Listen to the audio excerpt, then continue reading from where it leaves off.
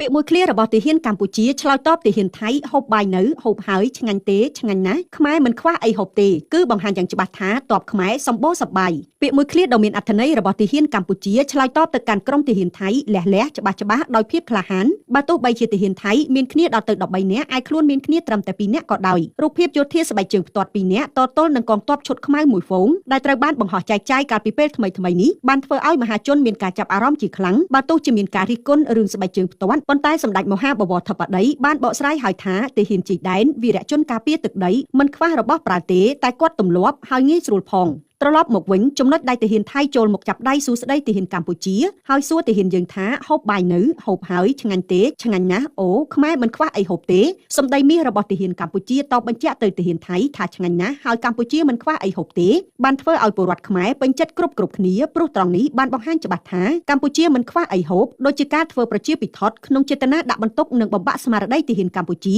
ត្រូវបានបងកងទ័ពខ្មែរតបតទៅវិញយ៉ាងច្បាស់ដែលត្រង់នេះបង្ហាញឲ្យថាទាហានកម្ពុជាសម្បូរហូបសម្បូរចុកមិនខ្វះខាតដោយការបង្ហោះមួយចំនួននោះឡើយហើយវាស្របទៅនឹងវិធានការតបតរបស់រាជរដ្ឋាភិបាលកម្ពុជាដែលបានបិទការនាំចូលបន្លែផ្លែឈើពីប្រទេសថៃគ្រប់ព្រំដែនដើម្បីជាការឆ្លើយតបទៅកាន់ភាគីថៃដែលបិទច្រកព្រំដែនឯកតោភាគីនិងមិនបានជូនដំណឹងមកកម្ពុជាមុនក្រោយពីបានស្ដាប់និងឃើញសកម្មភាពរបស់ទាហានកម្ពុជាពីររូបស្ពាយកាំភ្លើងនៅនឹងស្មាពាក់ស្បែកជើងផ្ទាត់ឈរយ៉ាងស្វាហាប់ស្រែកសួរទៅកាន់ក្រុមទាហានថៃចំនួន13នាក់ដែលកំពុងដើររកព្រៃថាមកពីខាងណាហើយទៅខាងណាមកគ្នាប៉ុន្មាននាក់អ្នកណាជាអ្នកដឹកនាំពិសេសគឺស្រែកសួរបញ្ជាក់ដដែលថាស្អីគេនោះត្រូនមែនដែលធ្វើឲ្យទាហានថៃឆ្លើយតបយ៉ាងលឿននិងដកមកបង្ហាញយ៉ាងរហ័សដើម្បីមកបញ្ជាក់ឲ្យកម្ពុជាយើងបានដឹងចំណុចនេះស្ដែងឲ្យឃើញថាទោះជាទាហានកម្ពុជាយើងនៅគ្នាតែ2នាក់មែនប៉ុន្តែក៏អាចធ្វើឲ្យភាគីម្ខាងទៀតគោរពកោតខ្លាចយើងដែរជាងនេះទៅទៀតភាពក្លាហានរបស់កងទ័ពកម្ពុជាមិនថាមានគ្នាតិចឬគ្នាច្រើននោះទេគឺមិនមានភាពតក់ស្លុតនិងខ្លាចរអានោះឡើយគឺធ្វើយ៉ាងណាឲ្យតែអាចការពារទឹកដីកម្ពុជាពីជនឈ្លានពានទូលះបង់ទាំងជីវិតក៏មិនខ្លាចផងដែរ